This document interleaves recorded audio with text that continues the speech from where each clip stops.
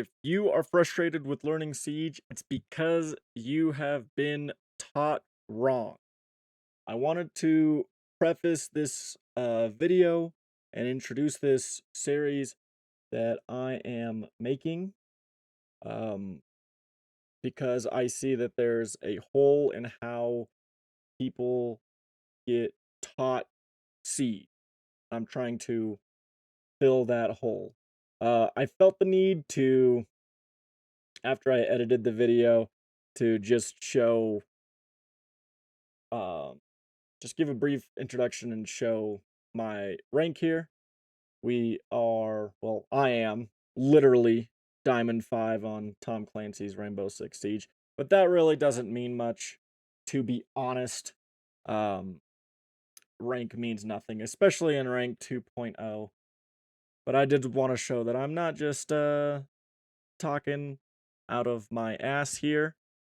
This series is going to be coaching newer players, that are the low ranks, basically gold and below, into getting into higher rank.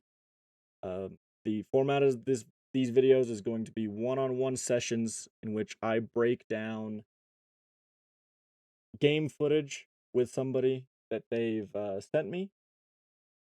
And my first subject that volunteered to help me with this is named Logan, and you will meet him in the video. If you would like to be the subject of a video, leave a comment below, subscribe, follow me on Twitch. It's the exact same um username, TwoHats Hegemon, and you can comment on Twitch if you'd like to be a subject, and if I believe you're a good candidate, I'll find a way to reach out and get that process started. But without further ado, please enjoy the very first episode of Coach TwoHats. And please keep in mind, this is an extremely new series, so it's not going to be a perfect video. I'll work on it, I promise. Enjoy the video. All right, you ready? You ready to be my first test case? Yeah. All right. Well, I have with me here today Logan, one of the greatest Siege players I've ever seen in my life, as will Damn be right. exemplified by the gameplay that he's been so nice to share with me. Um Quick intro from you, Logan. Quick bio. You don't have to go too crazy, but I don't know. I've been playing Siege since it released, Did you way play the before beta? DLC. Yeah, I played the beta. Oh Lord. Yeah, I don't think I even played the beta. I really was really interested in Siege when it first came out. Mm-hmm. I played on console first. Um, like What my friends from high school, what Xbox console? 360. There's no way it wasn't on the 360. Was it? Wasn't No. it not? Uh-uh. Okay, it may have been the first Xbox One then. Yeah. Yeah, it was on the Xbox One for sure. It was not on the 360. What was your first console? This is kind of a non sequitur, but what was your like 360. what was your first game? That was your first gaming console ever? Yeah. No Game Boys or nothing? No handhelds? No, I'm Really? only 24. It still had like Nintendo DS and shit, right? I had a my first console was a 360, but I got like a PSP also. Oh, okay. I forget you're only 24, I guess. All right, Um, before we I get into it, what are your favorite ops on Siege oof. before we expose what your I op picks like are in the game? I like defense more than attack, As do most people. but I have to look at a list real quick. I don't remember all of their names. You can't like think of one where it's like, dude, I love playing with Um, op. well, I played Sledge for like 2 years straight when I first played the game. Mm-hmm. So Sledge is probably my favorite attacker, even though like he doesn't really do anything fancy. You got people with drones that track people and holograms and all that, and he's just swinging a hammer. But it's the simplicity. Yeah. Oh, that is good. Any favorite guns? Defense. Well, hang on. I gotta get my defense Oh, my operator. bad. Sorry for rushing. Defense. I'd probably say it's either Smoke or Maestro. Mm-hmm. I like Smoke for the denial of things, and you can really combat shields.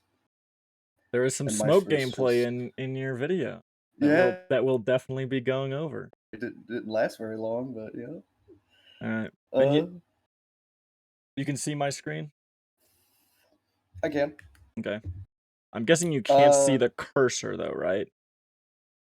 I can see the cursor. Okay, you can see my cursor going over this dude's head. Yes. Oh, okay, perfect. That actually works out real nice. I My was I favorite was gun on attack would probably be the AK-12. okay. That Ace's gun? Yeah, and Fuse. That's a good gun. Oh, and then defense. I really like Echo's SMG, but it does no damage. So you have MP5K. to hit headshots, but I don't do that. All right. Are you ready to dive into the gameplay here and learn? Yeah. One spot isn't optimal. And I'm gonna see if the stuff goes away. Can I just press to hide it? Damn. Okay. At the bottom, you'll see it when it plays again. There's a compass down here, and it tells you what room you're in right here. And then when you ping something, when you yellow ping something, it'll pop up to the right what room you're yellow pinging in. So if your drone could see aquarium, which is that room in front of that drone, that blue one, if your drone could see aquarium and you pinged in there, you'd see your ping, and then next to it would say aquarium. So that'll help you with call out. Okay. So I would definitely remember that. You found a bomb. Make your way to its location and defuse it. Okay, you checked the spawn peak. That was good. I was about to say, I don't remember if you checked this one. You did check the spawn peak. I actually personally I avoid running in front of that one because I do spawn here every time on coastline. I avoid running in front of that one. Well, something that I've noticed is playing with you and when I play alone, Mhm. no one peeks that window in copper. No one spawn peeks that window in copper. That's not surprising. But do get in the habit of checking it. Don't just run past it because the one time you don't check it, that's when the dude's gonna be there. Right. Okay, so here's where you start to um kind of make a play to get into VIP. Okay. The problem is your drone isn't in VIP or near it. You have zero intel on that push. You know where Legion is, but you can't act on that intel. He's in luggage. Now it says South Hallway, but the community knows this room is luggage. Um he's in Legion's in luggage right now, but two things here. Legion can do nothing about your push in VIP from where he is. He just can't do anything about it. And you can't do anything about him. So there's no point in this drone being here. And I mean, there's nobody else over here except for Fuse on the roof. So can't even help a teammate. So that's why I'm saying like the drone placement at the beginning, like it matters.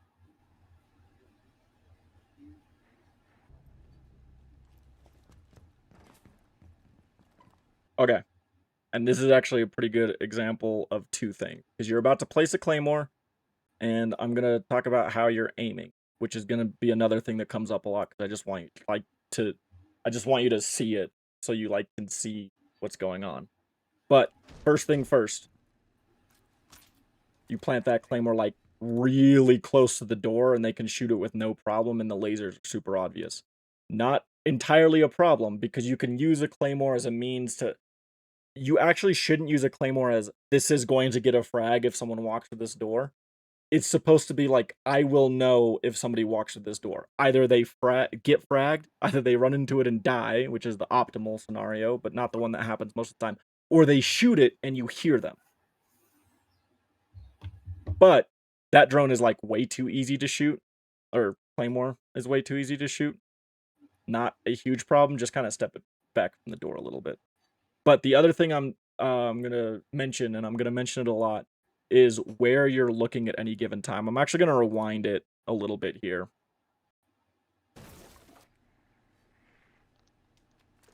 Okay. You have a habit, and a lot of new people have this habit of not looking at anything. Okay? Where your crosshair placement is everything. It's the number one thing in Seed. Crosshair placement. Like when you walk into here, that's fine. You're like looking at that doorway, but right here, you're not looking at anything. So if someone was flanking you guys through this doorway here, like they were coming out of penthouse here and swinging you, you would have to move your crosshair to meet him. And if he's swinging and he's already looking this direction down at you, you are playing catch up to him. Right. And those milliseconds matter. And if you're freaking out and trying to catch up, your aim's gonna jolt, you know. So like if you do want to approach this door, the better thing to do would be just make sure you don't have to be ADS, but it helps to be ADS. You know Deimos is watching that door to your right, you know, where he's looking in it. So you can focus on this one as you approach it before you set the claymore. Just in case. You never know what might happen. And I'll bring it up again when like aiming becomes a crosshair placement becomes a thing. Like right here. This crosshair placement is exactly what I'm talking about. In a slightly different way. You are looking through a doorway and you are looking a direction someone is likely to be. However, you're aiming at dick level here. If you just brought it up an inch, up to like here, if someone swung you, you'd have a lot better chance of just doinking them in the head. Yeah, I'm more reliable to kill someone by shooting them in the body than I am to get a headshot. That is true, but I'll definitely go over with you why that's true as well. And I won't make any comments on what your dipshit teammates are doing, because the video's not about them, and you can't control what your randoms do, you know. Okay. I think a big reason of why I'm aiming right like this is because I'm expecting them to be crouching. Okay. With the And that's barriers fine. there. That's totally fine. If that's the expectation, the crosshair placement is fine. I'll show you other places where I'm still seeing like crosshair placement situations. But yeah, that's totally fine. That's valid. If you think they're going to crouch, then aim crouch level if you're certain on that. The other thing that's going on here that I want to note is anytime you're playing, at the beginning, you want to make sure at the beginning of the round, you want to check what operators they have. You can see it in the top right, the ones that got scanned. Right now, as it stands, they have a pulse and they have a lesion. So just, you know, you kind of just have to be aware of, again, the variables thing is going to come up a lot. What variables are at play here, right? So you are liable to step on a lesion mine. And the other thing that you are not thinking about in this moment, I don't think, is that they have a pulse. If I was playing pulse on this game, you would be dead right now. You would not have been sitting here. There would have been a nitro blowing your toes off. Fortunately for you, the enemy team is kind of stupid. So I think the pulse is playing on site because like you end up killing him later. Yes. But you don't know that. in this moment, you don't know that. So the best thing would actually be for you to just not be sitting in one place until you know that the dude's not below you. If this were a better team, Deimos would actually be hunting Pulse right now. He wouldn't have Diffuser, and he'd be down there looking for Pulse because he's literally an operator built to do that. But it's just a comment on keep in mind what variables are at play here.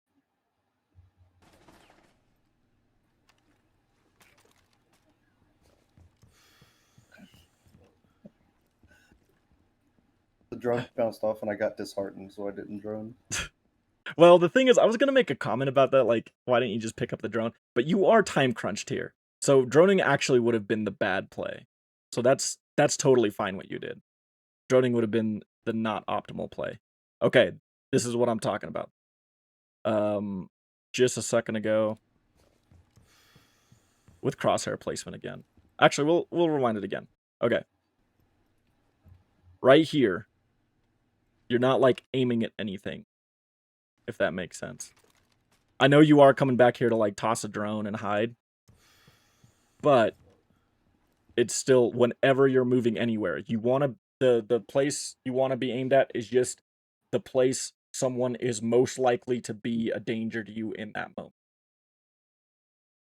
So doorways, whatever. So in a little bit, you're gonna start aiming, and you're kind of aiming like at the luggage thing. So like if someone is standing behind it looking at you, they're smoking you. They're smoking this right now. Just got to be a little higher, like right here. And then you kind of want to come down. If you think they are crouched, if you think there's a chance they're crouched, you kind of come over this luggage and then down. You know what I'm saying? Mm-hmm. Kind of just gliding over it. All right, when you walk in here, I think you get scanned. There's a camera up in this left corner that I don't know if like you just forgot about or just didn't shoot because you're time crunched. But this is what they're time. Okay. This is what they're scanning you on here. And then right here, this is the weird thing. Again, you do have to be aware that there's a pulse still alive, right? So normally, if these weren't shitters, Rook would be the person you're dealing with. And then when you kill him, you can hop on the billiards table and plant so the Nitro can't kill you. But since this pulse is fucking stupid, he's also on site. And then they just let you get this. This is just... you should have been a dead man. Actually, you know what? I'll say this. I'll say this part. I will critique their gameplay. You know what the objective of the game is, right? Plant. Yeah, when you're an attacker is to plant the diffuser. What is the objective on defense? To make sure they don't plant the diffuser. So, with you pushing up, you're time crunched, you're not in sight, and they both know that because you get scanned right here. All they have to do is sit in a corner and wait. You're the one on the time crunch. Both of them could have sat and done nothing. Instead, both frag-hungry dipshits try to swing out wide and get you. And line themselves up for death. Okay. So, if you want to play good defense, do not play like these two just did. There are times to be aggressive. There are times to be passive. What happens when I've been playing in like gold and fucking diamond lobbies. You are right. You are playing an entirely different game. And that is a factor here. If you genuinely just get good at any one of these pieces of advice I'm talking about, crosshair placement, droning, whatever, just one of those things, you're already going to be a class above these guys, and you're going to get out of this rank quick. All right. This is, I guess, the RAM play. So this is the point where you have to think about, okay, they just did hookah, and they just lost hookah. So what are they likely to play? And the answer is hookah again. Sometimes that isn't the answer, but if I was playing this game, I would think they're going hookah again. So you have to be formulating a plan. What's the plan now? And then all of the variables from the previous round are in play here. You know where Legion was hanging out. You know where those two guys died at the end, right? you know what their setup was like. Most of the variables are going to most likely look exactly the same. Players, especially at this level, they're just going to play the same way. They're going to play the ruts they're used to. Okay? So you have to be factoring that all into your op pick, where you drone, how you approach the building, all of that stuff. So like in this situation, Ram, I personally wouldn't think Ram is a good op pick. Is kind of what I'm the underline of what I'm saying here. Because Ram is great on when you have high ground Burt play on the defense. So that's like kitchen, you know. And I don't think they're gonna go kitchen. I think they're about to go. I don't remember what room they went, but I'm pretty sure they're about to go hookah. And that's what I'd be guessing in the game. So Ram on the op pick isn't the most fantastic. She can definitely be useful in places like hookah, but in a different way. But I'm not sure if I need to go over that into that much detail because it's a little more advanced. But yeah, I think you do end up playing Ram, and I think they are in a top floor site. Need to use your drone to locate a bomb. So again, obviously going into this round, you didn't know what I was going to say in the future, but I'm just gonna harp on the points again about the drone placement.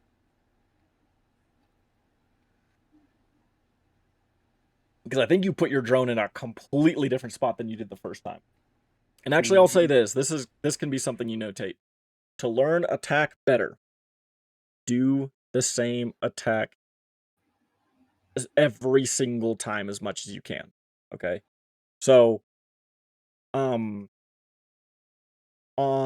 this map, when I play this map, if I'm pushing hookah, like if that's the site, I'm pushing VIP and I'm taking VIP every single time. Because I've done it so many different times, I know everything about pushing that room. I know where people like to sit. I know when people like to flank. I know what routes I can take to get that room if they, like in the second round, they lose the first round because I blew through VIP. Like I blew through with Buck through VIP. So they reinforce it the second round. I know what to do in that scenario too. I know what best to do in that scenario as well. So I know all the little tricks about maneuvering in just that little area of the map. And that's the quickest way you're going to learn attack, is if you don't change too many of the variables. You can control as many as are under your control as possible. And so you learn the variables that aren't under your control, or how to respond to them better in that way. So like pick the same op as many times as you can. Be advised your drone has Or the same type of op, right? If they ban Buck, then I'll go Ash or Zofia. It's another soft breacher. I can still kind of do the same thing. 10 seconds before insertion. You go through luggage. I think you drive your drone straight to site here, which there's no point in doing. All 5 operators are scanned, and you know where the sites are. There's no point driving this drone to site. You've located a bomb. Make your way to its location and defuse it. I think you do end up getting it. Yeah, you do end up getting it here, and it stays here the whole round. So this isn't. That actually is a pretty good cam if you're playing in a stack with more people, but you don't have intel on your breach now. So if someone's just like sitting, waiting for you to breach through this window, you know, you don't know. You don't know that.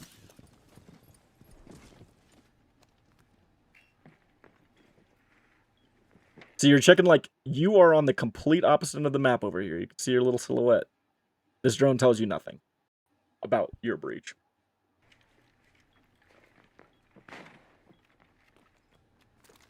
I feel like I'm being mean. I'm not trying to be mean. Okay.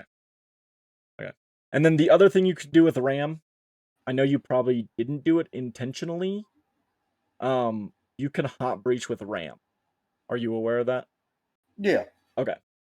Basically, you do the whole swing up and then come down, and you just throw it as you're going in. Right.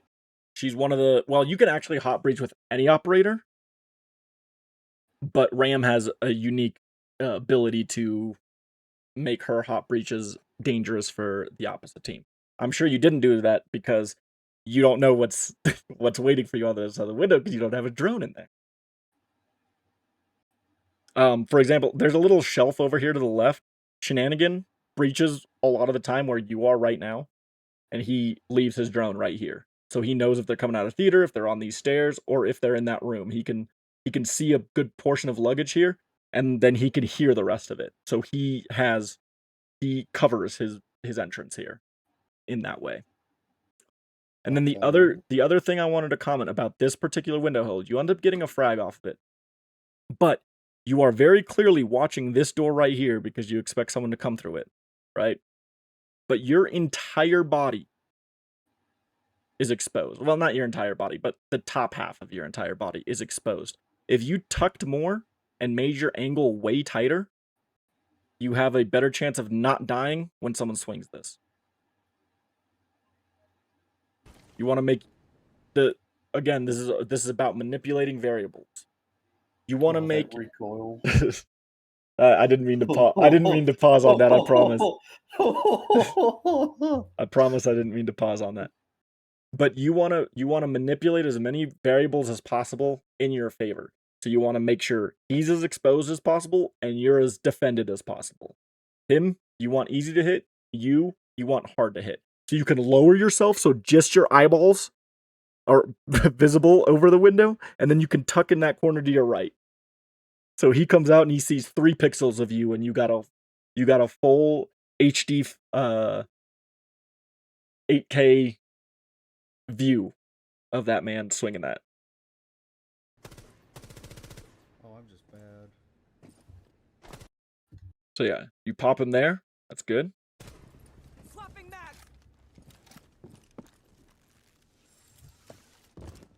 But again, the thing is, a drone would have helped out here because you don't know if someone was just playing butt buddy with him right behind him. Could have just re-swung that. Don't know if someone's on these stairs. You don't know if someone's around the corner over here by theater. Just that's why the drone thing I'll keep harping on. It's very important.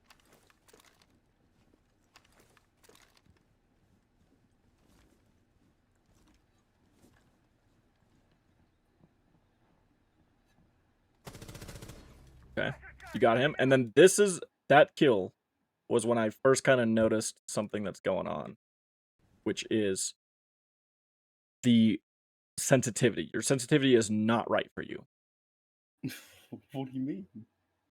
Okay, and it's not like a bad aim. Okay, that's not what's going on here. Like,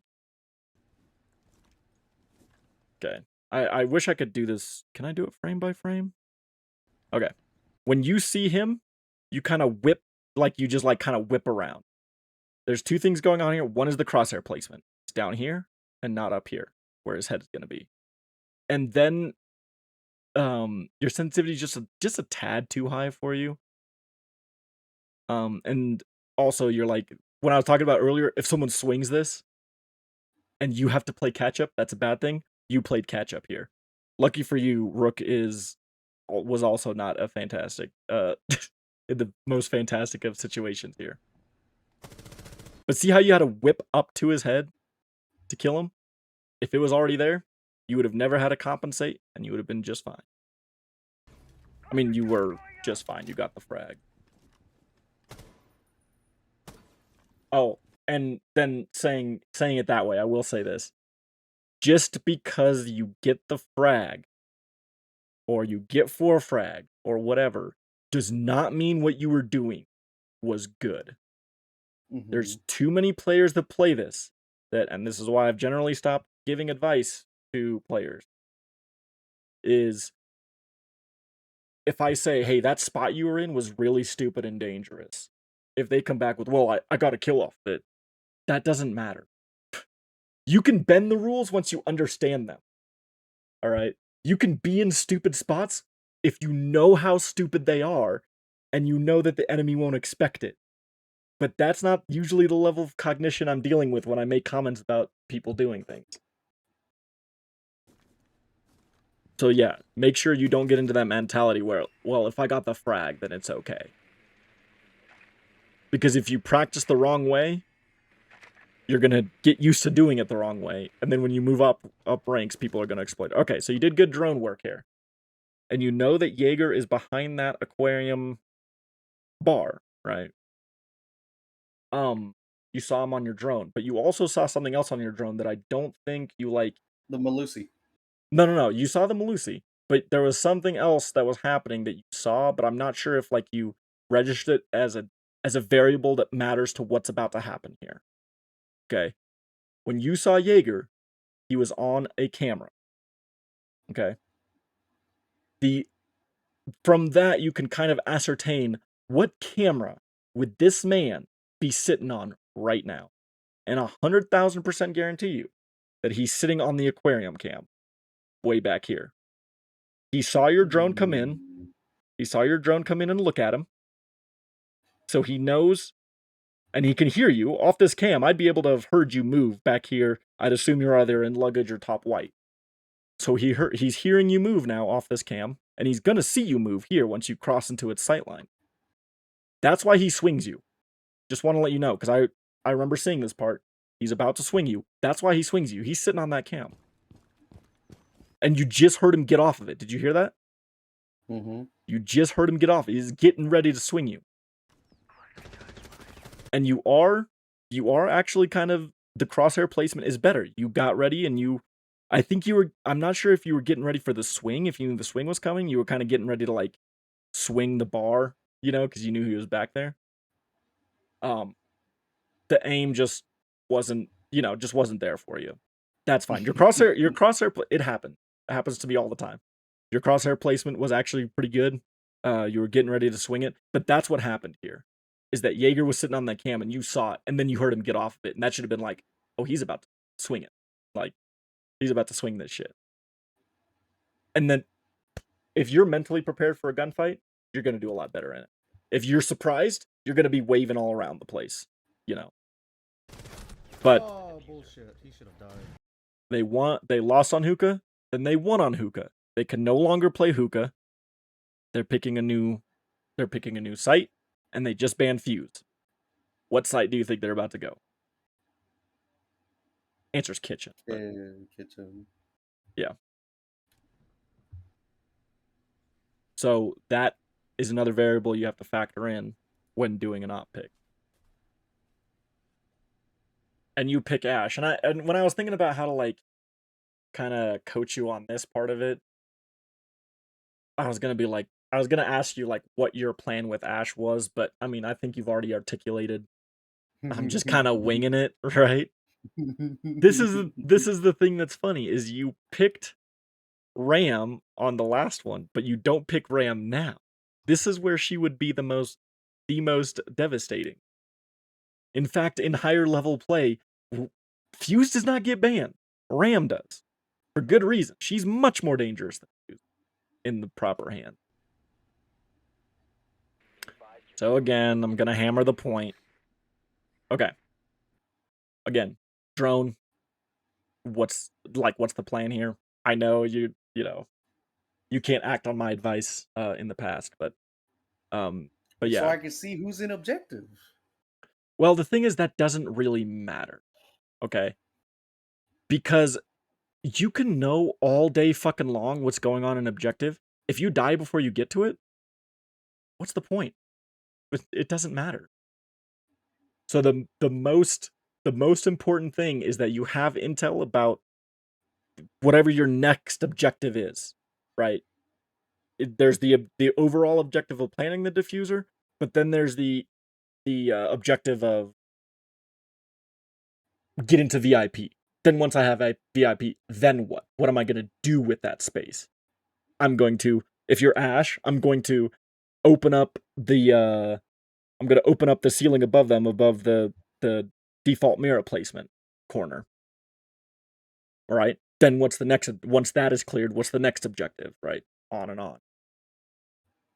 But this drone doesn't help you with your most immediate objective, especially if you already know they're going to be kitchen. If they've banned the Fuse, they've done all that, you know where they're going to be. So there's no need to endanger your drone here to get these scans in. Especially since your teammates are probably going to be doing this anyway.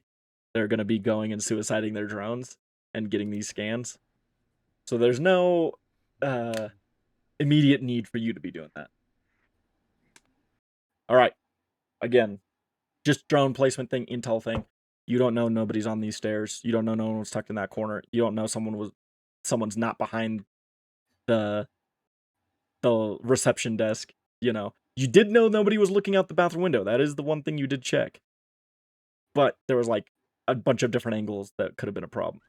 Luckily for you, they weren't, but just stuff you have to be aware of. Again, not really aiming at anything.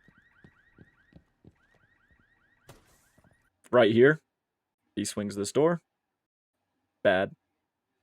I mean, it's a little closer to the right side, but again, if someone swings out here, bad.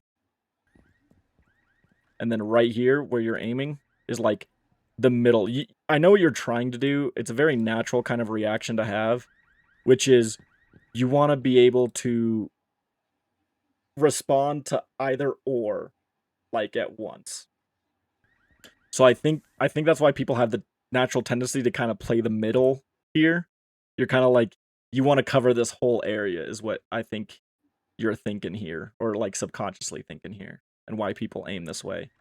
But right here, you already know nobody's over here to the right, because you'd either have already killed them or you'd already have been dead.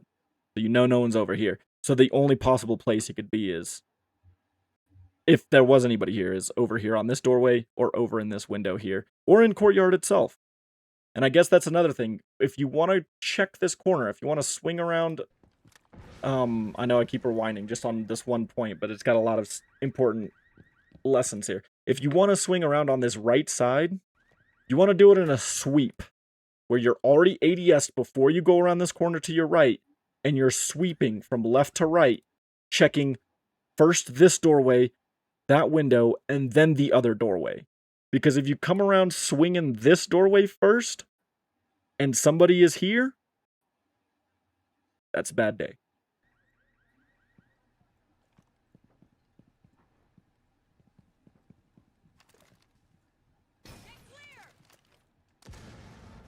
All right, and this is actually an example of a good thing here.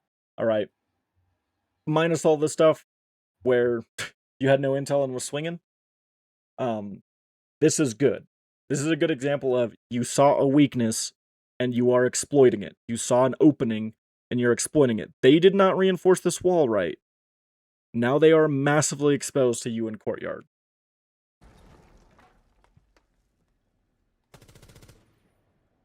It is now, you're doing something that is perfect here. Perfect. And what attackers need to be doing. You are making the defense uncomfortable right now. They now have to be worried about not only the kitchen window or the service entrance or whatever else defense worries about.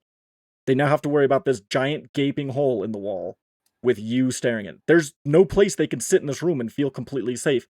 And that is key on attack, is just making defenders uncomfortable, making them unable to rotate. That is what you need to be doing on attack. Ideally, these three morons up here would be taking advantage of what you're doing right now. They, however, are all fucking stupid, so that is what's unfortunate for you in this situation.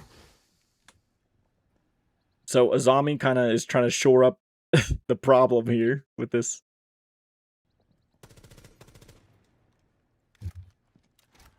I should have killed those two guys. Look, aim aside, like, aim is just something that's built over time, and we got to get your sensitivities right. I will be working with you on that. To get your sensitivities in a much better place. Once you get your sensitivities right, dude, I promise you're going to be feeling much better about gunfights. But you're doing your job. Even though you didn't kill those two guys, they felt forced to go cower back into surface entrance back there, back into bathroom. They're now hiding, timber shivered back there, pressed. They don't feel like they can come out.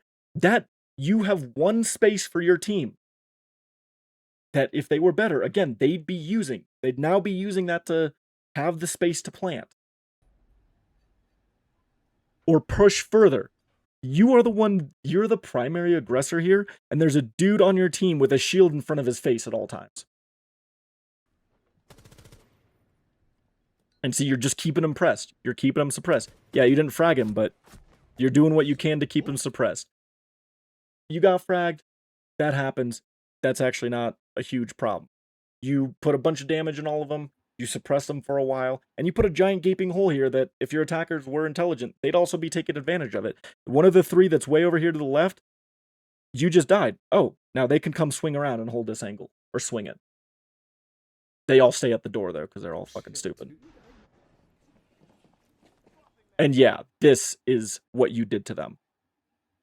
Remember when I was talking earlier about what the fuck are 4 guys doing piled up in service entrance? You did this. You did this to them. All the rest of your entire team is sitting at this doorway here. Someone could have easily swung this door and either doinked Rook or doinked this pulse for you, but they're doing the exact same thing over at the kitchen door. But you did this, and that's good. If there was a fuse up top, or if there was a ram, all of that above Rook's head, Pulse's head, that's all soft.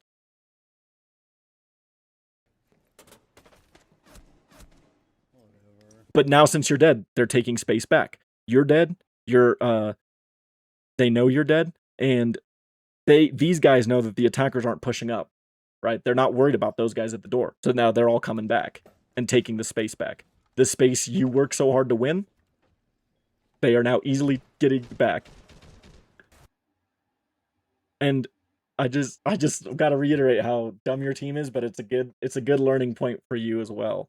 Azami put this here, or Amaru put this here on the wall, even though you have a giant gaping fucking hole in the wall right there that she walked past to get here.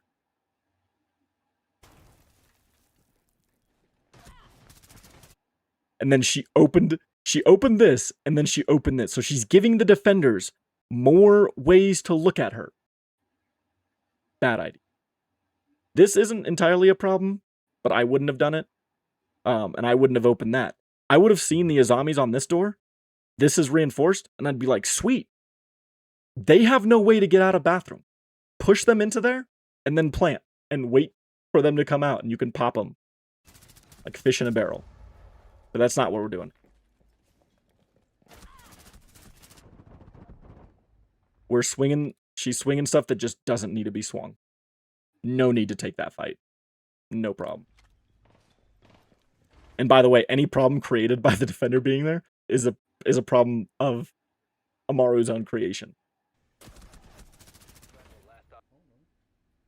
I also find it amazing. Like I'm talking about being strategic with your op picks. You're down 2 guys. This guy picks Cav. Bad idea. Cav's already pretty much useless as it is. On a full stack team. She is now even worse. Because Cav has like no ability of her own that can gather intel. She's really relying on gathering intel from other people to do her job properly. You're down 2 guys. That reduces your ability to create intel by a massive amount. And then you pick Valk, which is a good pick for her, which is a decent pick for Hookah.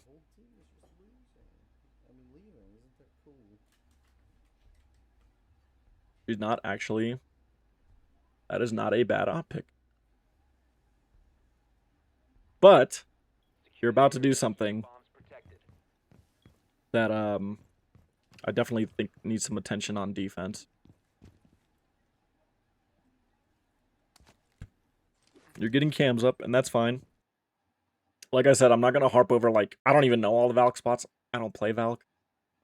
So I'm never going to be like, well, you actually want to put a Valk here and here. Usually in a situation on Hookah and Billiards, both of those rooms have soft floors. So you want to use 2 of your cameras at least to see those 2 rooms for a good nitro from below. Which is where Valk is at her best. And then the third one I would probably put here in VIP. If I was playing Valk. But I don't. Now, if you played this game, you put one in VIP, but y'all got smoked and they pushed aquarium hard as fuck, then you might on the next round you might want to be like, oh, I'll make sure one of my cams goes in aquarium because that's also soft on the floor. Yeah, that was a good idea. That barricade is fucking garbage that he put up. That barricade he put up is also fucking garbage. None of the walls are y'all have still have all 10 reinforcements. Okay, so you did get a Val cam in both sites. That's good. This is why I don't like Cavs on my team. This is kind of a non sequitur. They do this every single time. They do 0 site setup, go and hide. People die on site, and they are running back as 5 people have already taken site. And they just get fucking doinked in the head.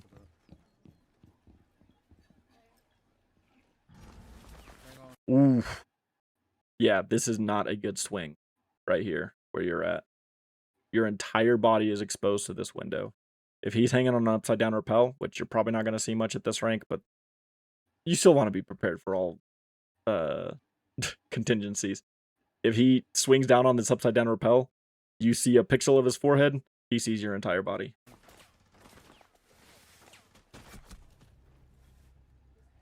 Yeah. That's I guess that exemplifies. I actually didn't remember that happened, so I guess that's pretty exemplary of exactly the issue here.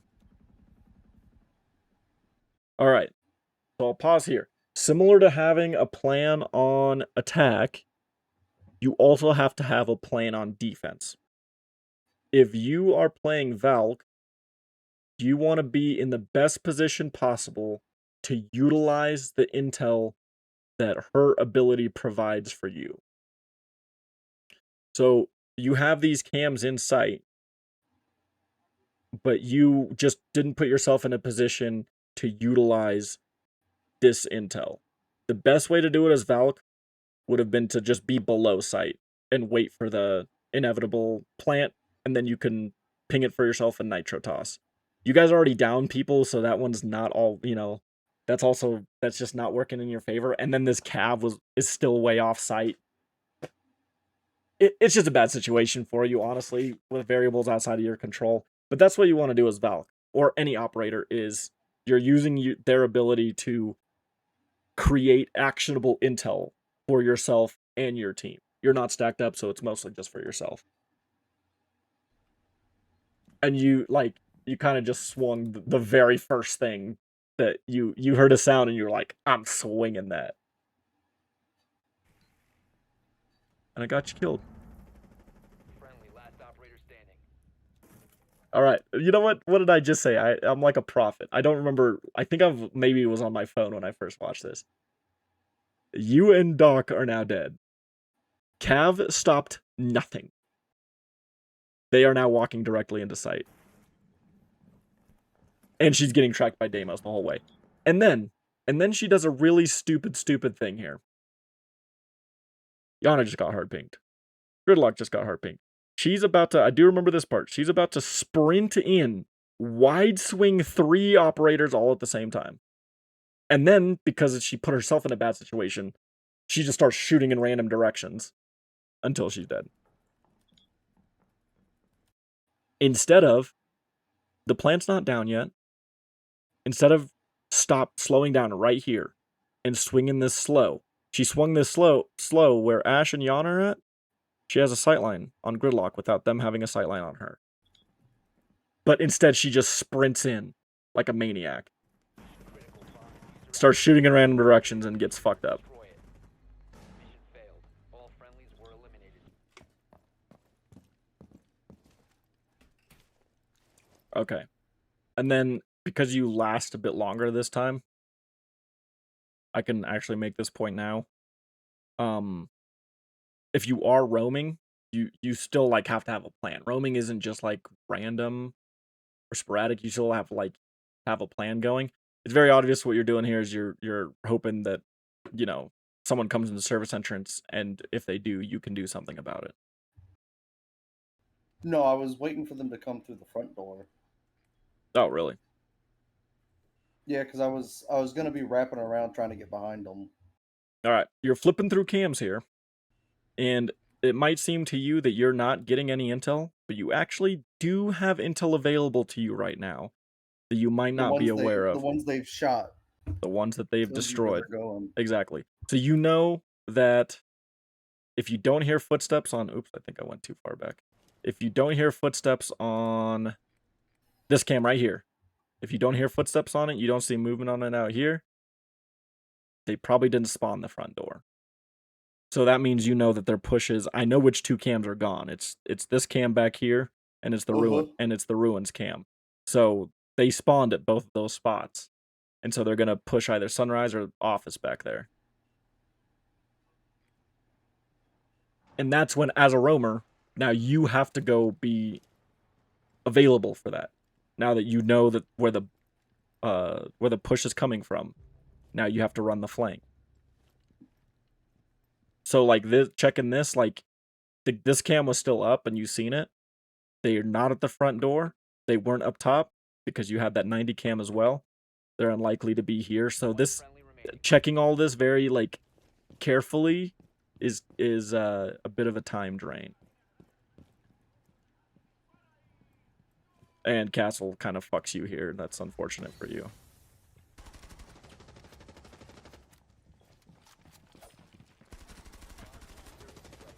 Diffuser located. Protect the bombs. Disable the diffuser. And this is good. You're utilizing what they did in your favor by using that as a bit of cover. Why she threw that there, I don't know, because there's a giant gaping fucking hole right here. So this is useless.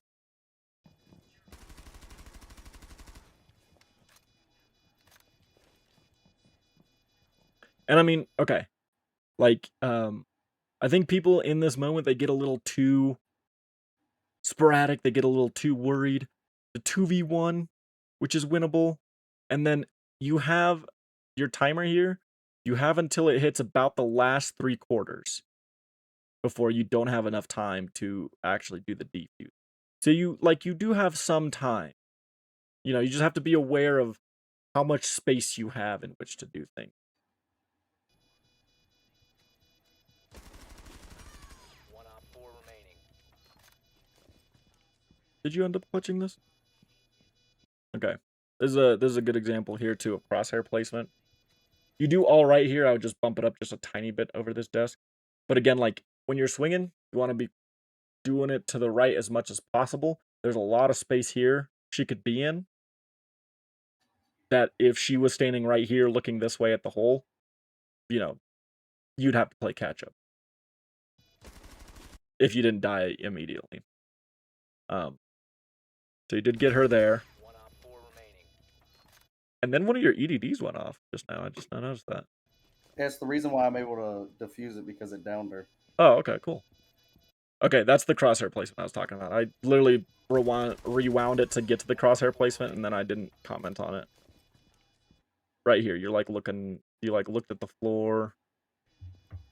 And you're, like right there, you're just not looking at anything. You know what I mean? Like you looked at that wall, but you're not really looking at anything.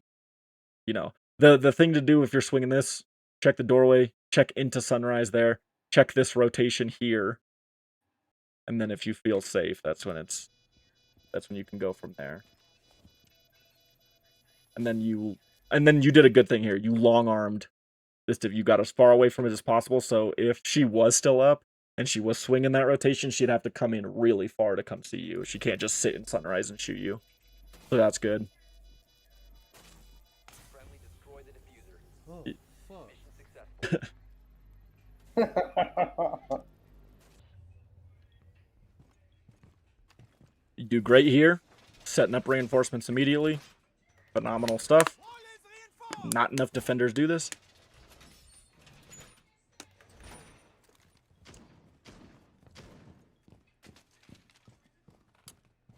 Again, there's no plan here. So, like, you kind of just throw those on and then you just start roaming, but there's no plan. The plan was to try to do what I did last time. Which was watch the front door, right? 10 seconds remaining. No, it was get off site and then come in behind them. Seconds to insertion. Because they're gonna get to sight no matter what. Op 4 has located a bomb. Well, especially if you're not in it. Especially if those two are just sitting in it. Okay. So that dude just coming through kitchen. I don't know if that's like, I don't know if you know that's where he just was blasting in. So you know that Buck is jumping through kitchen. Okay, and then the other issue I definitely noticed here was you still have both of your razor wires. So you just want to make sure you're utilizing as much of your utility as possible to slow them down. This is great for putting on stairs razor wire.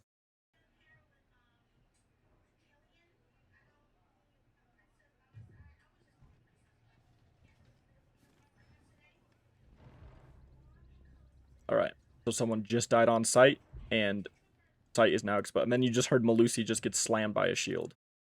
I believe is what that sound was. Unless that one might have just been getting her hit by a bullet. I just heard her yell. But Castle died on site. Malusi just got hurt. They are attacking site directly right now. And you're there's not much you can do about it here. You know what I mean? I'm getting over there. I'm getting over there. And then also just to say a million things, you're leaning like the wrong way. So if when you're swinging around here, this is fine because the cover's on your left, so your body's on the left. That's what happens when you're swinging right. And so this also isn't fine, but when you turn, if there was somebody like, say, at this door or somebody else back here, and they swing you, they're going to see your fat body first before your gun can see them.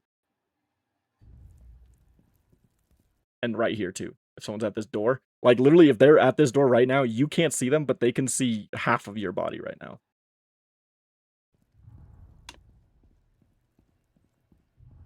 That's why lean direction matters. I think I've said that before when we've played games together.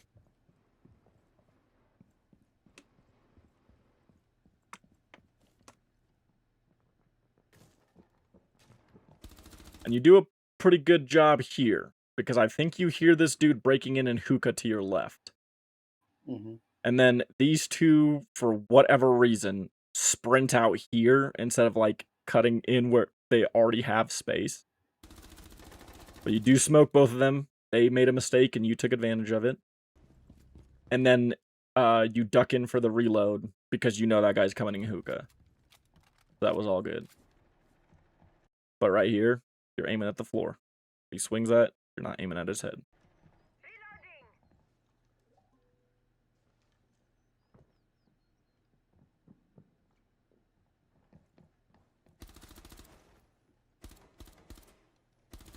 There you go. You remembered it was a softball. And then also what you do here is also good, because I know you can hear what I think is Amaru's gun getting fired off over It's here. Or it might be gridlocks. gridlock, yeah. But you hear that gun getting fired off over here. And then the best time... Okay. What's going on here? That's good. I'm not sure if you did it consciously or not. But she's actively shooting, and the gun's right next to her, so it's loud. She's looking this way, obviously, because this dude just went down. This is the best time to swing.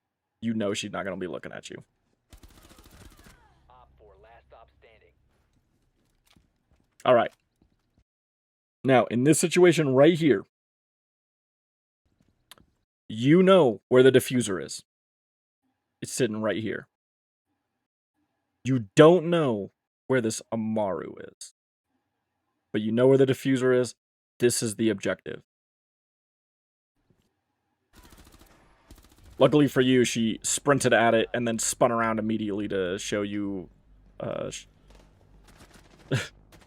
to show her back to you. Her thick old ass. Yeah. But you got the clutch, which is good. You saw where the diffuser was, and you waited around near it playing OBJ instead of frag hunting or whatever. But again, that same issue is happening. First of all, actually, I just noticed it here. But again, just aiming at the floor. I know it's the prep phase, but good players are never going to be doing this even in the prep phase because they're just going to be so used to maneuvering with this little dot at head level that they're just going to be doing it all the time. 10 seconds remaining. But the other issue I was going to talk about, there's no like plan here. Op 4 has located a bomb. Be ready for hostile action.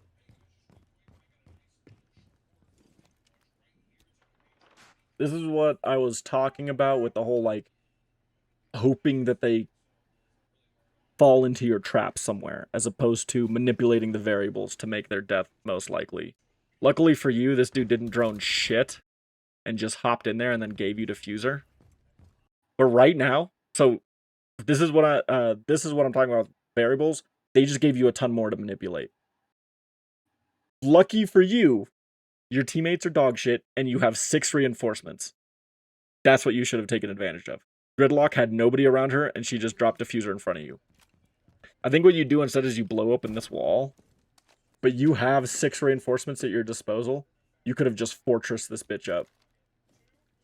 Two on this side, 2 on the hookah wall. You still have both your barbed wires again. You could have just been a fortress. And here's the thing, talking about manipulating variables, one of those variables you can manipulate, and the one that may be the most important, is the perception that the other team has about what you're doing. So what you also could have done is locked up this room entirely, barricade on the window again, lock this up, lock hookah up, put a barricade on the bar door, and then put a barricade on this door here, and then left the room. Like, stayed out here, drop the hatch, and leave. So that knowing that they're about to waste a ton of time droning in there, looking all around, and doing all this just to get that diffuser when you're not even anywhere near it.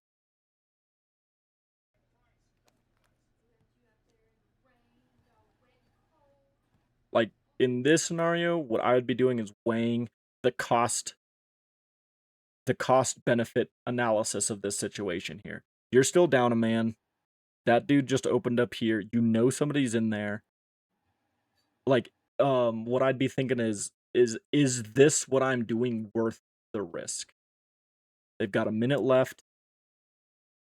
If they smoke you here, 2 and 4, and they have diffuser, it's GG's. If you blow through that wall, like if you make a big deal of shooting through that wall and then you pop this hatch you're laying on and leave, he's gonna waste a little more time trying to get you, and you're still at a 3 and 4 situation, and you can run a flank maybe through lobby, behind somebody.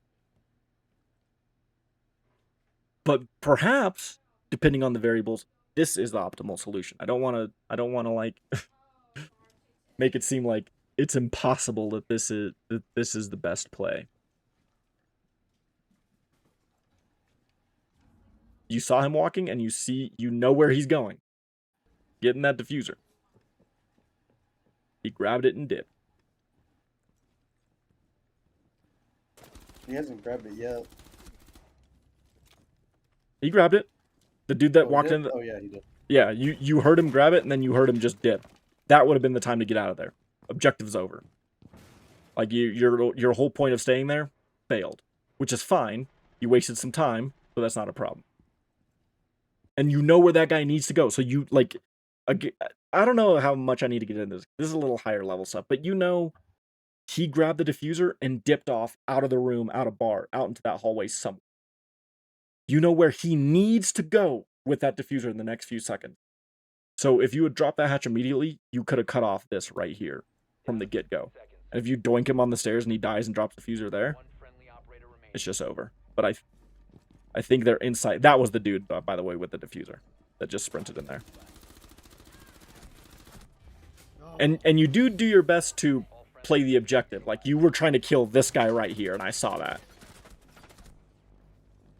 That dude's sensitivity is way too high for him, and he should not be running the R4C because he cannot control it. So they just won kitchen. Now you gotta. What I'm thinking about in this point is what site did they win the most, quote unquote. Like what? Usually that just means how definitively. You have to think about how definitively they won each of the defenses that they won. If they smoked y'all, 4 of them were alive and they won hookah, but on kitchen it came down to a 1v1 and they barely got the last frag and stopped the plant from going off, they're gonna go hookah because they won hookah more. They're much more likely to go hookah in that scenario. So that's what I'd be thinking about when they were playing.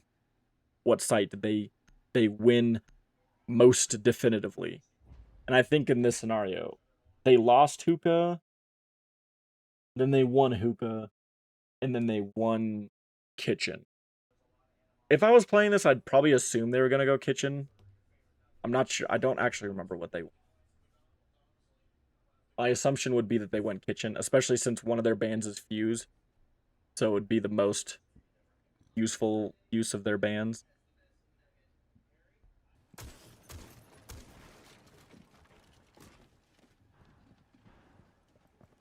You are one of the bravest men I've ever known. Because you had 0 intel on anything in that room. And you hopped on in.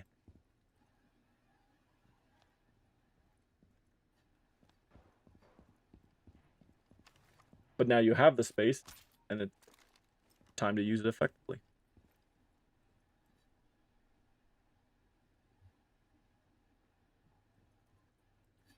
Now is the time, instead of what you're doing here, is you're baiting, you're just holding an angle. As attack, you have to be the actor. You cannot be the reactor. You have to be doing something that they react to. Which is why I like attack better, because it's just more fun that way. So now what you need to be doing is searching for the weak points that your operator can manipulate, or that your team can manipulate to your advantage.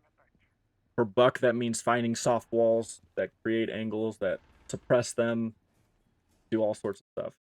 They've reinforced the entirety of this wall, but Amara's about to open that wall there.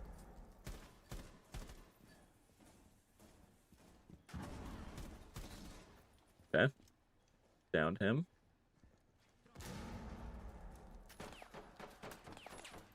Yep, best to get rid of that as soon as you possibly can. Okay. And yeah, there was a note I needed to make about this moment right here. You actually, in this moment, when you're sitting right here, I don't know how well you can hear but you hear this cav running above you. I might need to turn up mine a little bit, because your audio settings are different than mine, so I'm not getting...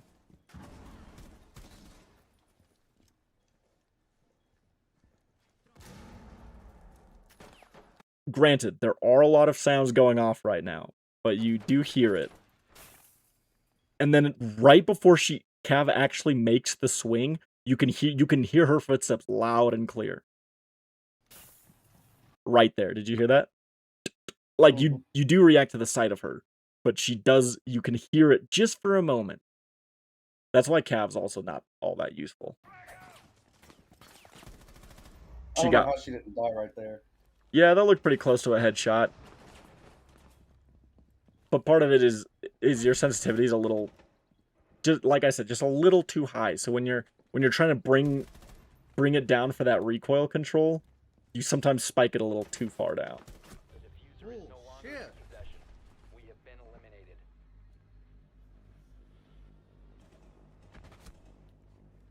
Let me see what's going on. Yeah, I was a 4v1. You did have the diffuser in your possession, and that was open to your right. I probably would have ignored the fight with Cav for now, because she's got the high ground and the better angle, the tighter angle on you. This is just not an optimal fight for you. It isn't great that you have somebody sitting back here behind you that could swing you at any time, but it'd be much better for you if she were out here than if she was up there where she is entrenched. The diffuser is no longer in possession. That just was a fight that, like, the variables were not in your favor. Sometimes you have to take those given the circumstances, but you had the diffuser, so you didn't have to take that.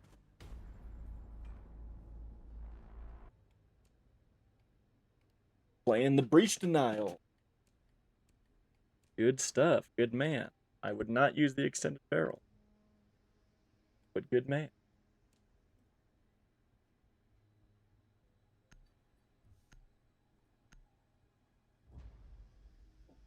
Unfortunately for you, you also now have to realize what's going on your team.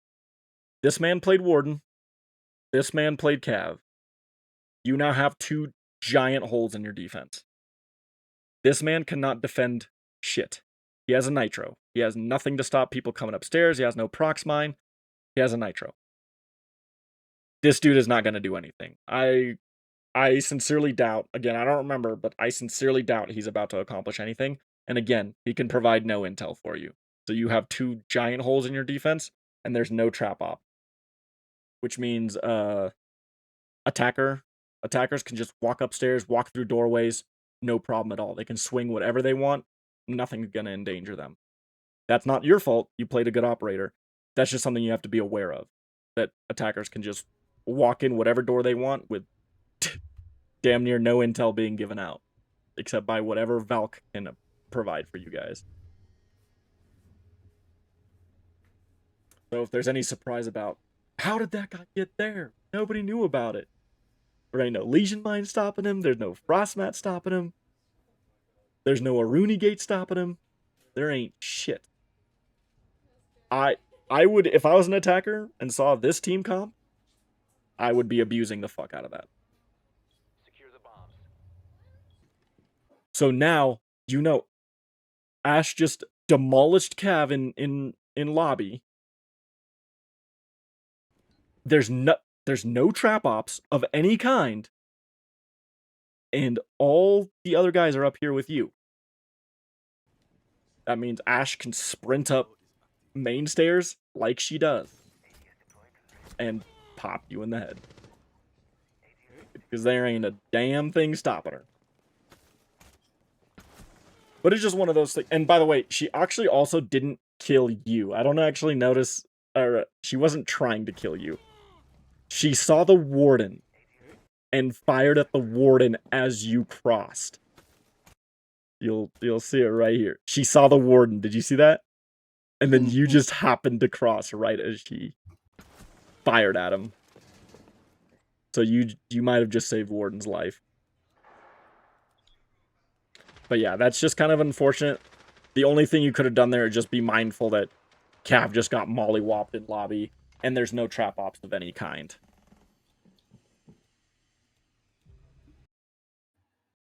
They banned Jaeger. They left Y'all-Cade. And this dipshit played Cav again, but that's not important at the moment. But they left Y'all-Cade. So that's what I would have gone with instead of a Doc pick. And then you guys would have, with you 4, you would have actually had some pretty decent team comp. I hate Cav main, so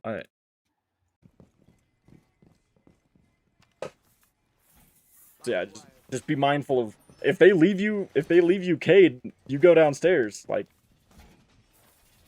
perfect. You actually use your barbed wire this time, which is good. You do something a little interesting here that does need to be talked about. With absolutely no pressure on you at all, you retreat, give them the space, and then lock this up. They did not. I just didn't want to leave it open. That's fine, but you were holding like elbow, like you were holding that. That was y'all's space. That was defender space. And then they didn't even break the door down yet. They hadn't even broken the door down, and you gave up that space for free.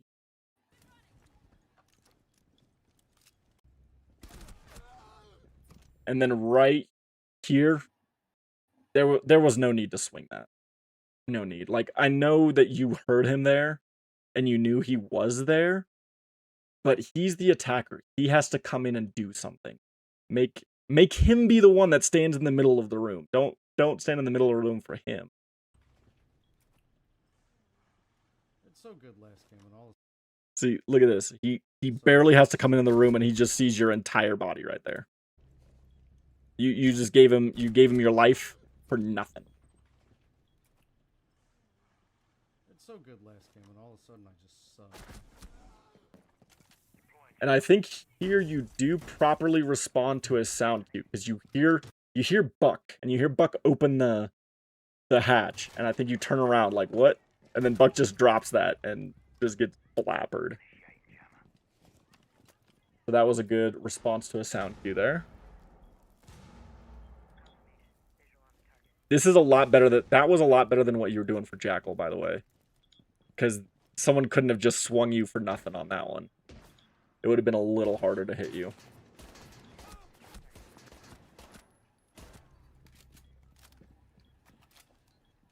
You did kind of expose yourself pretty massively. You are in full view of these stairs. Knock us inside, knock us inside, knock us inside, knock. Okay. There was a problem before that dude started yapping. There was an issue that I did need to point out. You and Warden are both holding the exact same angle right here. You guys are looking at the exact same thing.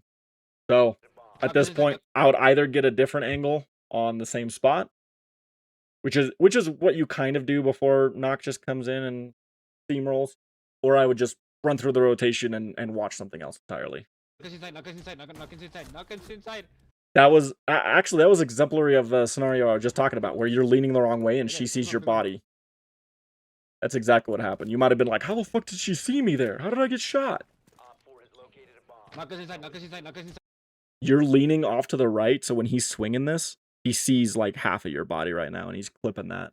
Like, he's clipping it with his bullets. Knock us inside, knock us inside. That's how you seem to have died before you could even see his body. One friendly remaining. By the way, notice who has done fuck all this entire time. This dude has walked around confused this whole time. Classic Cav main. And the reason for that problem, maybe this might be a teaching moment. The reason for that is because Cav mains have gotten frustrated with losing gunfights because they haven't learned good positioning, good crosshair placement, but it's mostly that good positioning thing and timing when to push. So they often get heard and spun on and doinked. So their solution has been to crutch their weakness instead of working on their weakness. Their weakness has been bad positioning, so they pick this op because it makes them move quieter. Don't ever do that. Don't ever play like that. Don't play a Blackbeard because you get shot and so you need a shield in front of your face to win gunfights or win scenarios. Don't ever play like that. But that's why there's so many, and I would have done the exact same thing. That's why there's so many Cav mains that are just dog shit. Op 4 has placed a diffuser near a bomb. Destroy it. Mission failed. Just no awareness, no clue what's going on.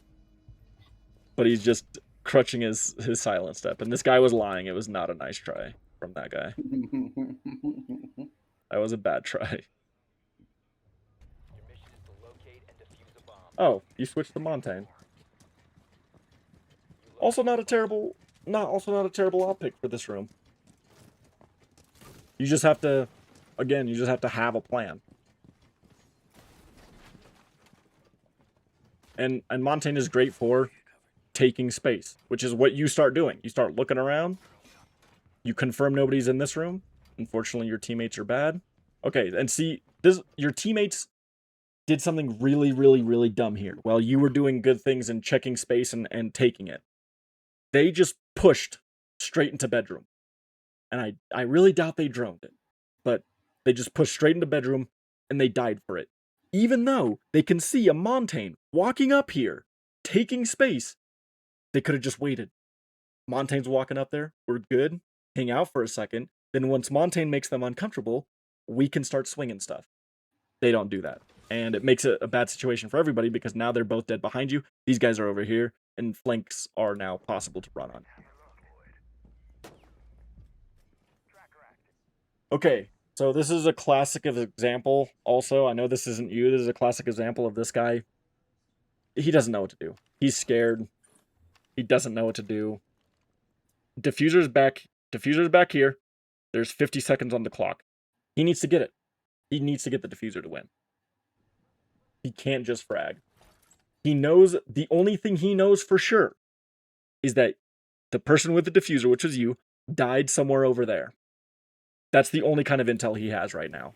This, what he thinks he's doing, creating some advantage for himself, and Jaeger just told him where he was, but he thinks he's creating some advantage for himself here. Nope. He's actually telling them exactly where he is. This is a good idea if he's going to not play off of it. If he's going to do this and then swing something else, it's basically like, hey guys, I'm here. But he's not really there. No, but he tells them exactly where he is, and then he puts his whole fucking face in it. And then he stays there when someone very obviously knows where he is. Because that K did not hit his first shot. Right here should have been the time to back off. Oh, Cade knows exactly where I am. It's time to back off. And Jaeger was still outside. This is correct. He was very astute pointing that out. Again, gotta have a plan. And your drone can help you with that plan. Your drone has found a bomb. I only harp on it because it's that important. And you just go gung-ho.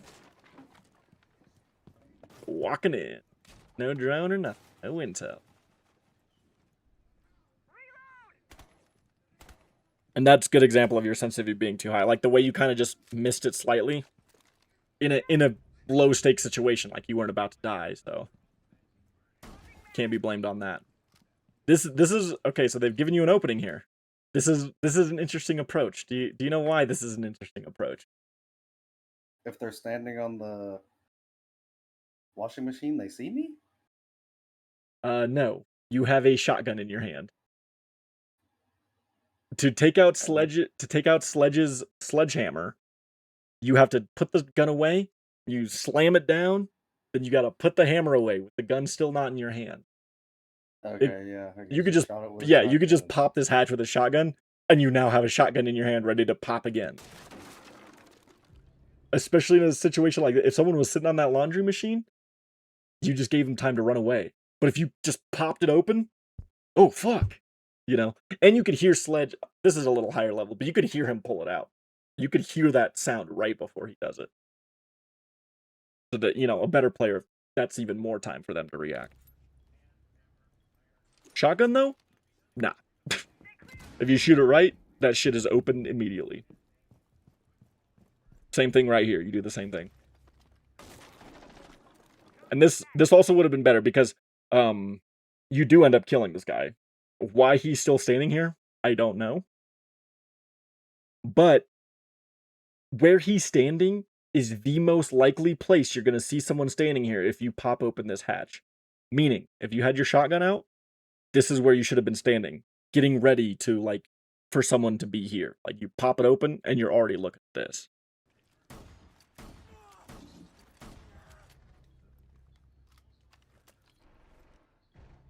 This is a good move. I'm not sure, like, again, I'm not sure how intentional some of this stuff is. That was a phenomenal move, you shooting that, because Callie's out here. So you just gave her more sightlines through. So that was why I shot it. Yeah. That's a very good move. Sometimes doing that is not the most optimal move. If Callie wasn't out there, don't need to open the mirror because you could use it. The thing is, I think in this round there's someone sitting in blue still. I believe. So if there was someone sitting in blue and Callie's not here, and you open this for them, you just gave that guy a way to see you if you drop the hatch. But it's a good move because Callie's still out here. I think not Jaeger. Was it Warden? I think Warden's the one that's down there and he's about to smoke. Oh yeah, I did need to make a comment about this actually. Okay. The guy that just died over here nearby where he pinged. We do need to rewind again because he dies around now. You just are about to see that Fuse die. Okay, Fuse just died. It was Mira that killed him. You can tell by the gun and the sound. So Mira is over there somewhere to your right. She's, because of where Fuse was, she's likely at the top of the stairs. That means, at most, right now, in sight, there's one person. I think the warden is out here in blue. But you don't know that, right? And I didn't know that when I first watched this.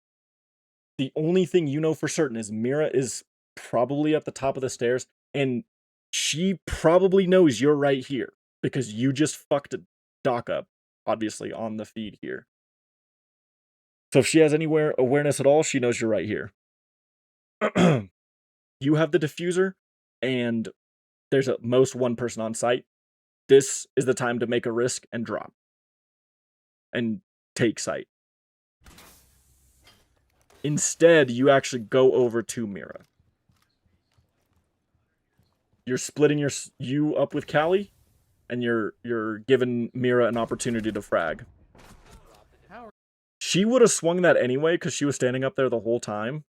If you dropped, you guys outnumber Warden. Are you alive? And you were obviously very upset by that death. All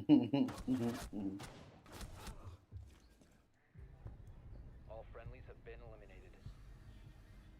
But yeah, see, Warden was out here in blue, and that's how he smoked Callie.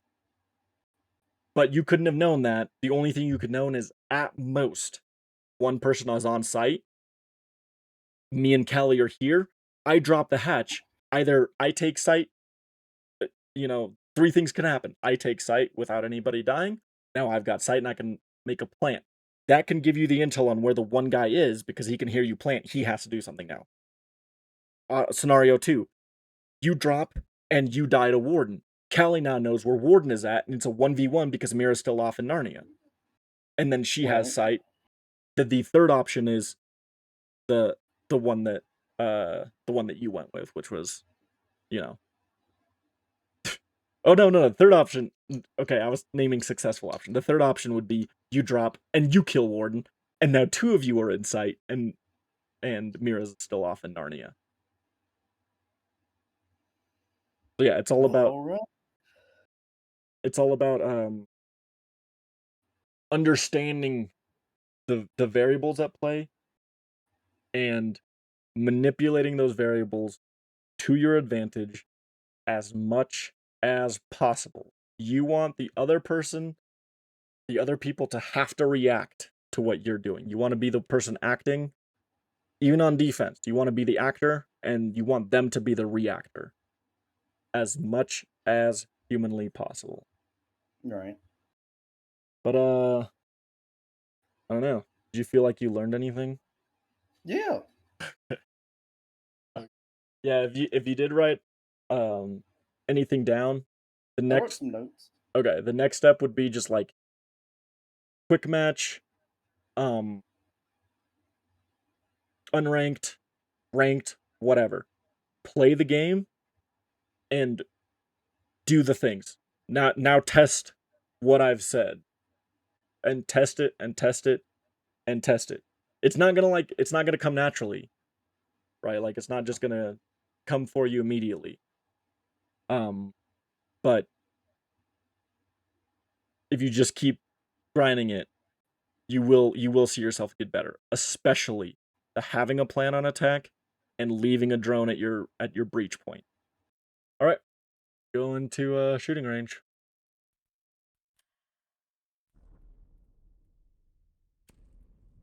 And I'll tell you what my training shooting range. And I'll tell you what my drills kind of look like, Running drills now, huh? Mm-hmm. What am I actually joining Rainbow? Yeah. This is how you get better. I'm becoming John Clancy. You're becoming the man himself. All right, go all the way over to the right. You're going to go into the far right room.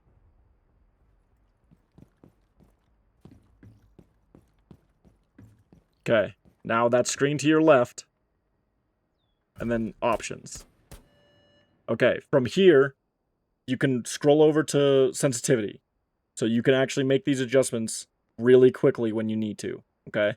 So I just wanted to show you that. We're not going to do it yet, but I just wanted to show you where they're at. Now go to options again. God damn it, dude. Go to options again. And then leave that at 60. Target type dummy. Target health, put it 110. Headshot off. Use cover off, that's fine. Maximum targets, bring that up to 4. Go down 1, go target move speed, put it to random. Target distance medium. No reposition timer, infinite ammo on. And these, press X to apply. These are the settings that I run with when I'm doing this. Now what you want to do is don't shoot beginning. Don't shoot begin. Have your primary weapon out. Then go to the center where that yellow line is in the middle of the room. And you want to line the yellow line like that one. And you want to line up with this. Then you want to begin. Line back up with it because it's going to do a 3, 2, 1 countdown.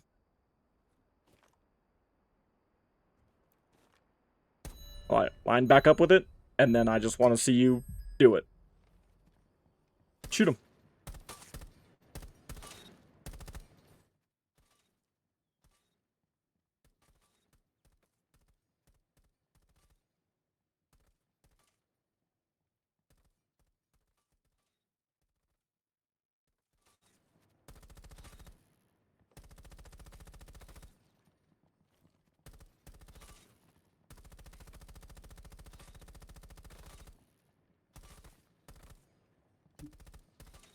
I don't want you to worry about, like, looking good or whatever. This is literally, I'm literally just seeing where your sensitivity needs adjustment. That's all.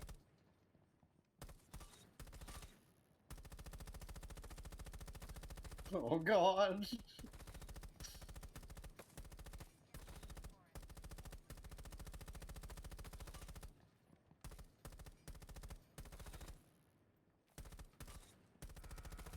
Okay.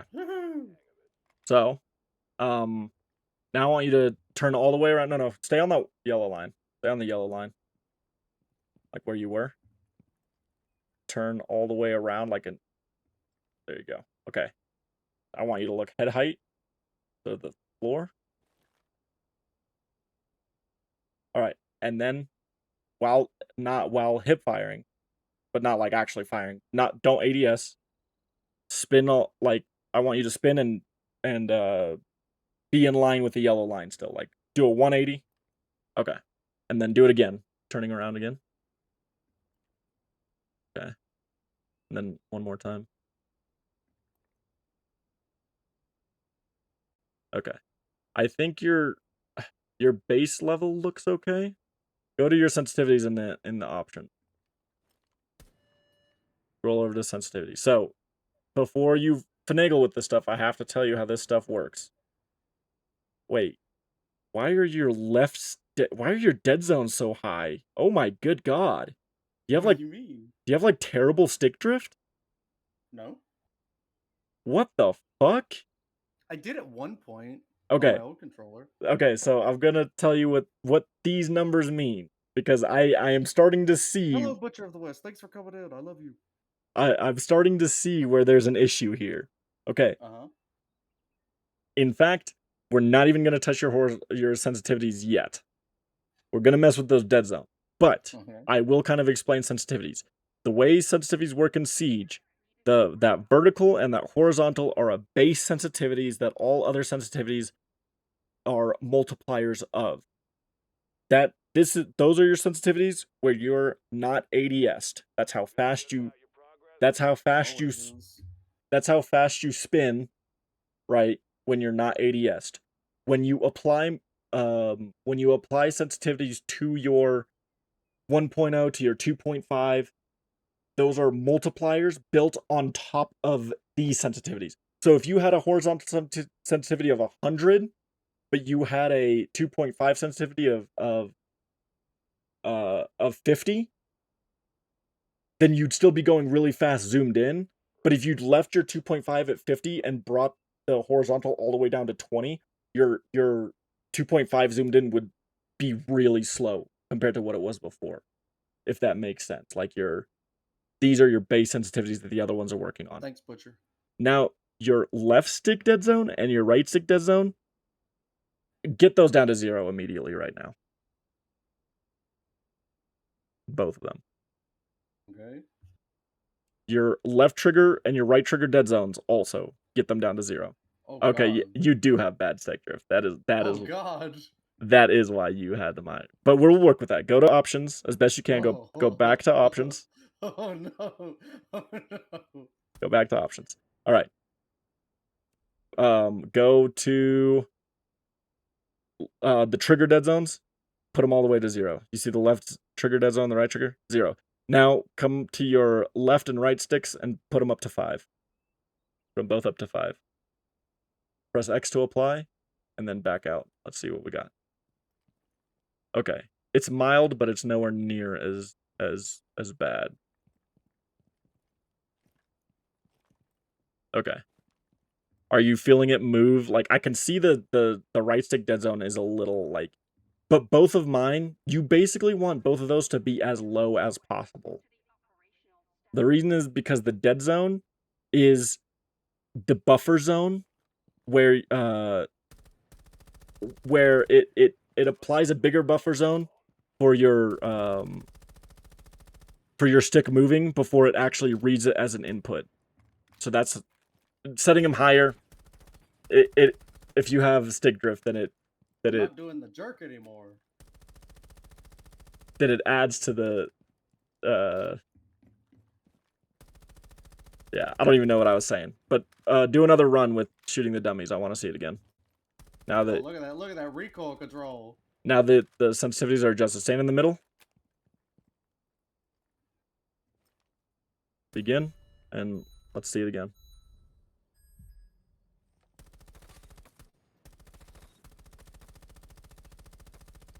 Okay. Don't pause. It doesn't matter. Just keep going. This is important to see.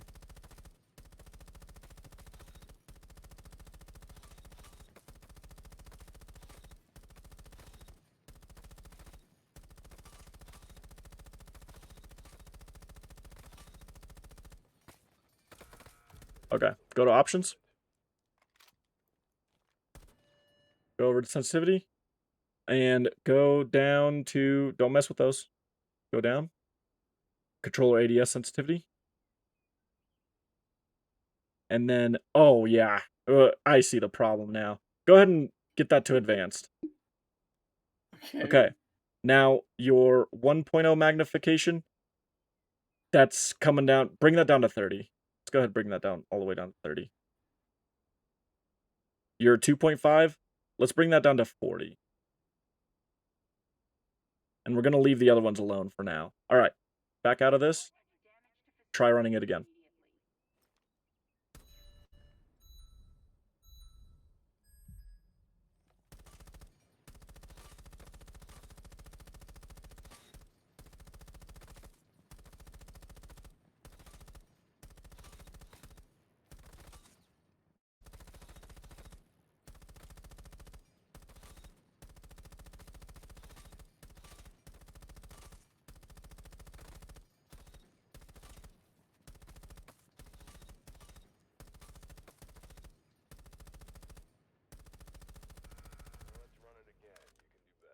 Okay. I cannot believe you were fighting a 21% dead zone this entire time on aiming. Look at the board real quick. That's going to be from your most recent run. That's the one you just did. My target, before I got a little bit better at doing it, my target was I needed to consistently hit above 60 total kills before I let myself play anything else. Now it's 70 because I adjusted my sensitivities and it's feeling a lot better now. But I'm not going to make you do above 60. What you want to see is just consistent improvement. So if your baseline is 22 how it stands now, you want to hit 30. That's your next milestone, is consistently hitting 30. This is so much better than what I was seeing before.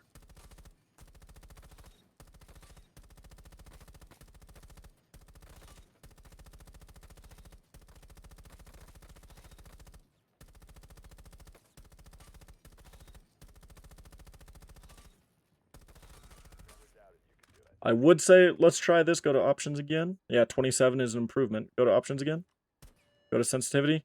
And let's bring the vert sensitivity, the vertical. Let's bring that down to 25. And let's do your horizontal at 40. Give that a spin. See how that works out for you.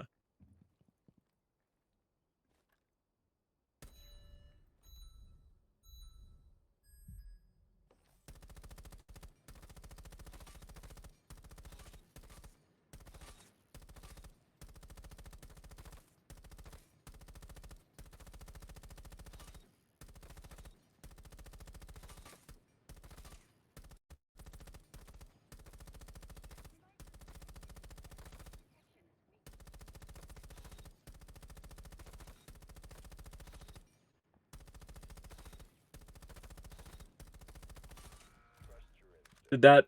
I think you got a little bit less that time, but did that feel better or feel worse? Worse? Okay. So go to options. Go to sensitivity. Increase that vert to like 28, and let's put the horizontal at 42. Because the thing is, I think your vert in total was just too high. So that's why I'm trying to like adjust for that. Don't want it to be so low that you can't pull down on the stick to control the recoil.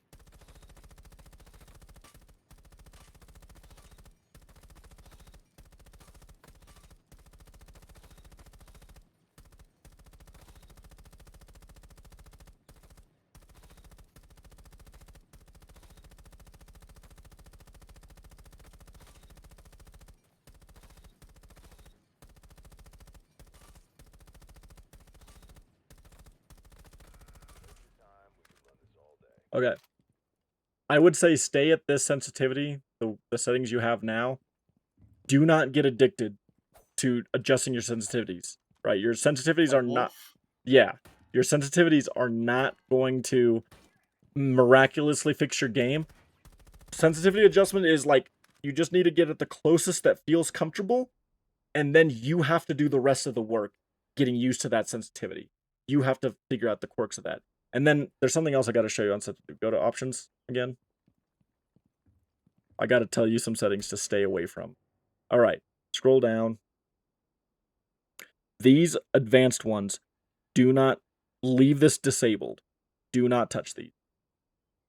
It'll start to make your shot inconsistent. You're basically fucking with the just minute details of your sensitivities, where you can make like small movements slower and then make big movements more rapid. That'll fuck you up in the end. Don't do it. Right. I used to run it that way, and I thought it helped for a little bit, but I switched, and it's been so much better recently. But that is what you want to do. For shooting range, you want to set up exactly how you did. It'll save now, so now you just have to hit begin and go. And then you just want to show continued progress. Try to keep note of like how you're like, what is causing you to miss them. Are you aiming too low? Are you aiming too high? Are you swinging way past them? And kind of adjust for that yourself. And yeah, you do want to do it with the 1.0 because they're going to be two different sensitivities now. But it's going to feel much more natural that way. I promise you.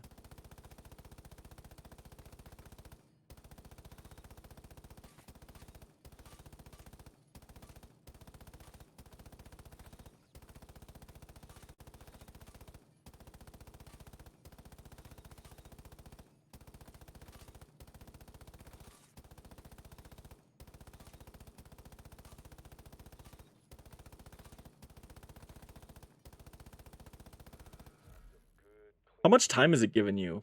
There's no way this has been a minute, right? Yeah, go to options. Go to options. I think you might have... Yeah, you accidentally set it down to 30 at some point. You wanted it at 60. Okay, now let's do a run. I was like, this is way too short. This is not how long it takes me. I was so confused.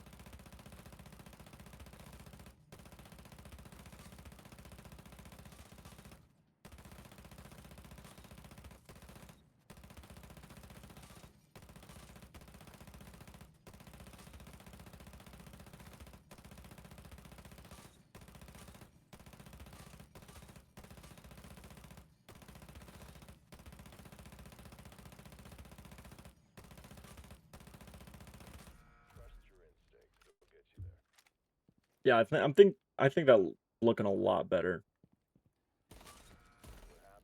So what I'm kind of seeing is your baseline is like 50. 50, 55, that's where you want to be hitting to be like, all right, I think I can take on playing with this sensitivity. All And right, let's see if this improved my game at all. and then once you get better, and you get more games in and you get more used to the sensitivity, that number can start to creep up. Like I said, my baseline was I hit enough consistently over 60 and I'm good to hop in. I adjusted my sensitivities again just because I was bored. And now I'm consistently hitting above 7. So over time, you will just naturally get better with using these sensitivities.